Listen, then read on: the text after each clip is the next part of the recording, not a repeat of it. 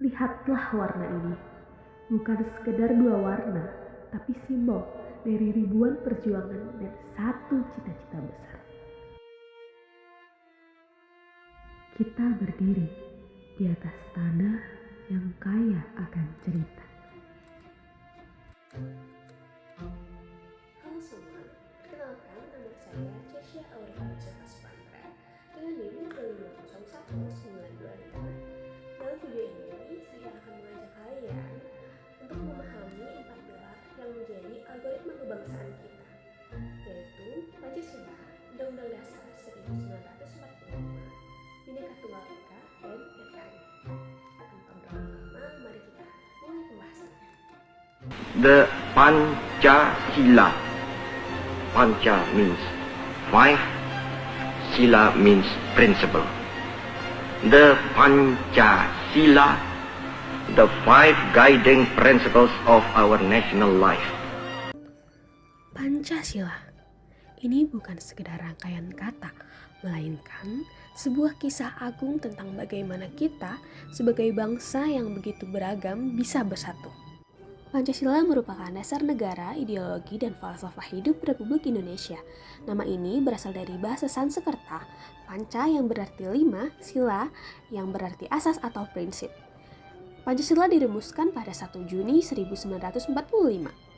Merupakan pedoman abadi yang tercantum dalam pembukaan Undang-Undang Dasar 1945 yang berfungsi sebagai perekat yang menyatukan seluruh rakyat Indonesia. Pancasila terdiri dari 5 sila dengan esensi sebagai berikut. Yang pertama, ketuhanan yang Maha Esa dilambangkan dengan bintang mengakui keberadaan Tuhan. Esensinya adalah menjunjung tinggi toleransi dan kebebasan beragama. Kemanusiaan yang adil dan beradab atau yang dilambangkan dengan rantai mengakui persamaan derajat setiap manusia. Esensinya adalah menjunjung martabat, keadilan, dan anti diskriminasi. Lalu, persatuan Indonesia yang dilambangkan dengan pohon beringin menempatkan kepentingan kebangsa di atas kepentingan pribadi atau golongan. Esensinya adalah cinta tanah air dan persatuan dalam keberagaman. Lalu, kerakyatan yang dipimpin oleh hikmat kebijaksanaan dalam permusyawaratan atau perwakilan yang dilambangkan dengan kepala banteng merupakan kedaulatan di tangan rakyat. Esensinya adalah pengambilan keputusan melalui musyawarah untuk mufakat atau demokrasi. Yang terakhir, keadilan sosial bagi seluruh rakyat Indonesia atau dilambangkan dengan padi dan kapas mewujudkan kesejahteraan yang merata bagi seluruh rakyat.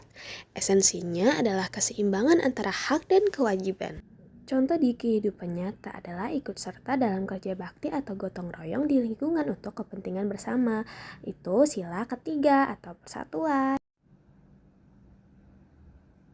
Bayangkan kamu baru mendirikan sebuah perusahaan, pasti butuh anggaran dasar kan? Nah, Undang-Undang Dasar 1945 ini adalah anggaran dasar negara kita. Kita butuh aturan main resmi. Undang-Undang Dasar 1945 ini disusun oleh para pendiri bangsa di BPUPKI dan disahkan oleh PPKI sehari setelah proklamasi, yaitu pada 18 Agustus 1945. Jadi, dia lahir dalam situasi genting namun dibuat dengan semangat persatuan. Satu hal keren yang perlu dicatat, saat disahkan ada revisi penting untuk mengakomodasi semua agama dan suku. Mereka mengubah sebagian teks Piagam Jakarta demi persatuan bangsa. Ini membuktikan betapa pentingnya konsensus bagi Indonesia. Undang-Undang Dasar 1945 adalah blueprint resmi negara yang disahkan sehari setelah merdeka, menunjukkan bahwa kita serius membangun negara yang bersatu. Lalu, apa inti dari Undang-Undang Dasar 1945 ini? Dia mengatur dua hal besar yang menyangkut hidup kita sehari-hari. Prinsip demokrasi, kekuasaan ada di tangan rakyat. Undang-Undang Dasar 1945 menjamin negara kita itu demokrasi. Itu ada di pasal 1 ayat 2. Kedaulatan berada di tangan rakyat. Artinya, kekuasaan tertinggi itu milik kita, rakyat Indonesia, dan dijalankan melalui sistem yang diatur Undang-Undang Dasar.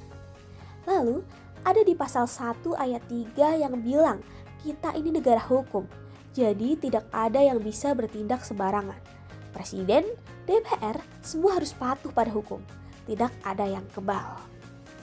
Selanjutnya, Undang-Undang Dasar 1945 ini adalah kitab sakti yang melindungi hak-hak dasar kita yang kita kenal sebagai HAM atau Hak Asasi Manusia. Hampir seluruh bab 10A Undang-Undang Dasar 1945 berisi tentang perlindungan kita. Beberapa contoh hak kita yang dijadikan Undang-Undang Dasar. Yang pertama, hak untuk hidup dengan layak, hak untuk beragama dan menjalankan keyakinan kita tanpa takut. Hak untuk bersuara, berkumpul, dan menyampaikan pendapat. Hak untuk sama di depan hukum. Memahami Undang-Undang Dasar 1945 sama pentingnya dengan memahami Pancasila. Keduanya adalah pondasi agar bangsa kita bisa terus berdiri tegak sebagai negara yang demokratis dan menghormati hak asasi manusia. Bhinneka Tunggal Ika, kata yang diambil dari Kitab Sutasoma karya Empu Tantular pada masa Majapahit. Secara harfiah berarti berbeda-beda tetapi tetap satu jua. Dalam konteks keragaman budaya Indonesia, semboyan ini memiliki makna yang sangat mendalam. Mengakui keberagaman atau bhinneka, Indonesia adalah negara kepulauan yang kaya akan keragaman suku, agama, ras, bahasa daerah, adat istiadat, dan kesenian dari Sabang sampai Merauke. Konsep bhinneka mengakui dan menghargai semua perbedaan ini sebagai anugerah dan kekayaan bangsa. Menyatukan perbedaan atau tunggal ika, meskipun memiliki jutaan perbedaan, semua ini disatukan dalam satu kesatuan bangsa, yaitu Negara Kesatuan Republik Indonesia atau NKRI. Perbedaan-perbedaan tersebut tidak boleh menjadi penghalang, melainkan harus diikat dalam semangat persatuan, persaudaraan, dan toleransi. Bhinneka Tunggal Ika berfungsi sebagai landasan utama persatuan dan kesatuan bangsa, memastikan harmoni dan kohesi sosial di tengah pluralitas masyarakat Indonesia. Menggambarkan keanekaragaman budaya Indonesia dapat dilihat secara nyata melalui pakaian adat. Beragam corak, warna, dan bentuk pakaian adat yang unik dari 38 provinsi di Indonesia, seperti baju bodo dari Sulawesi Selatan atau ulos dari Sumatera Utara. Selanjutnya, rumah adat, bentuk arsitektur rumah tradisional yang mencerminkan kearifan lokal. Contohnya rumah gadang Minangkabau atau Honai, Papua. Tari dan musik. Ribuan jenis tarian daerah seperti tari saman dari Aceh, tari pendet dari Bali, dan alat musik tradisional seperti gamelan Jawa, kolintang dari Minahasa. Upacara adat dan tradisi. Berbagai ritual dan tradisi mulai dari upacara kelahiran, pernikahan, hingga kematian yang berbeda di setiap suku. Penerapan Bhinneka Tunggal Ika dalam kehidupan sehari-hari terlihat dalam sikap dan perilaku masyarakat. Yang pertama, toleransi beragama, saling menghormati dan tidak mengganggu umat agama lain yang sedang beribadah.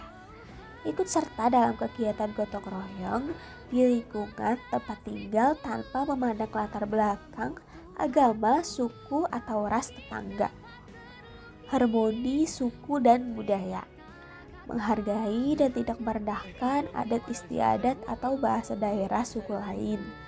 Bersahabat dan bekerja sama dengan siapapun, baik di sekolah, kantor, atau lingkungan masyarakat, tanpa memandang asal-usul. Musyawarah mufakat. Mengutamakan kepentingan bersama dan mencari solusi melalui musyawarah. Menerima pandangan yang berbeda demi mencapai kesepakatan. Penerapan ini menciptakan kehidupan yang damai, rukun, dan harmonis, di mana perbedaan dipandang sebagai kekuatan, bukan sumber perpecahan.